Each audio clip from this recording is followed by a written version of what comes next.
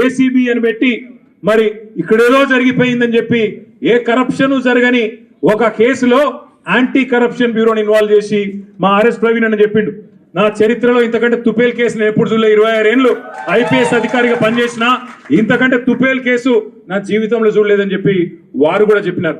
అంటే ఇట్లాంటి కేసులు పెట్టి ఏదో సాధిస్తాను రేవంత్ రెడ్డి గారు అనుకుంటున్నాడు. నేను రేవంత్ రెడ్డికి చెప్పేది ఒకటే, నా మీద ఇప్పటికే 14 కేసులు పెట్టినావు, ఇంకో 1400 కేసులు పెట్టుకో, అవసరమైతే జైల్లో పెట్టుకో, ఏమన్నా చేసుకో, భయపడేది లేదు.